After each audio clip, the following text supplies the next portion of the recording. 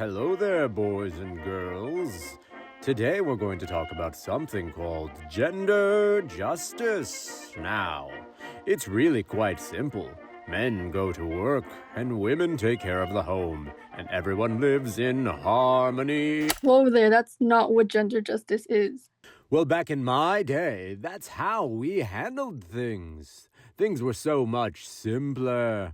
There were men and women, and that was that. Yeah, no. Gender justice today means recognizing spectrums of identities and tackling inequalities in all areas work, education, healthcare. And it's important to remember that people have always existed outside of the traditional categories of men and women. Non binary people, for example, have been around throughout history, even though their experiences weren't always recognized or understood.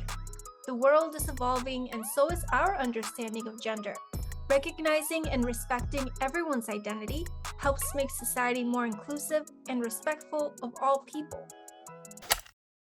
A spectrum of identities?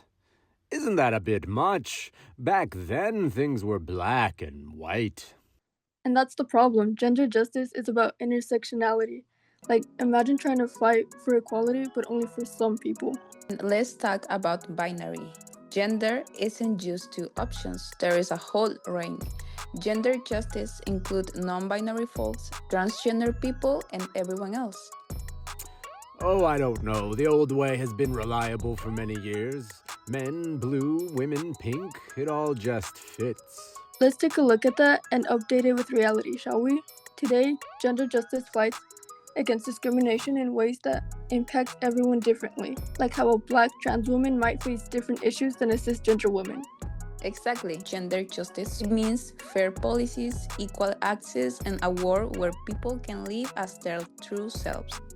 Well, I dare say, I've never considered it that way. Perhaps this modern world has a few things to teach me. And there's more.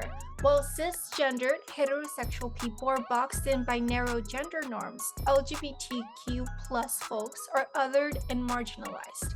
Policies have excluded them from receiving basic human rights and often refuse to recognize them at all, especially in the last few years, as lawmakers have consistently gone after LGBTQ plus people with homophobic and transphobic laws.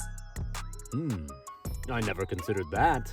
And sadly, LGBTQ youth oftentimes are the target of bullying and hate crimes, since the important adults in their lives, who have a great deal of power over them, may deny, reject, or punish them for their identities.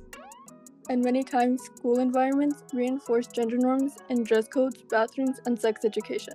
As a result, LGBTQ youth have higher rates of homelessness and suicide than cisgendered and heterosexual youth. You know, I'm starting to see. Maybe there's something more to this than just words and definitions. What would this world of gender justice look like?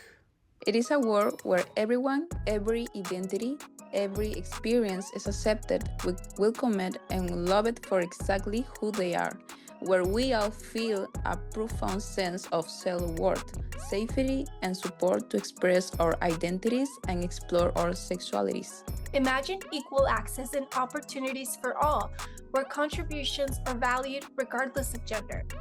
But to get there, we need to dismantle old notions of gender and give everyone, especially children and youth, the support and information to explore, understand, and articulate their own way of being in the world, without shame or fear.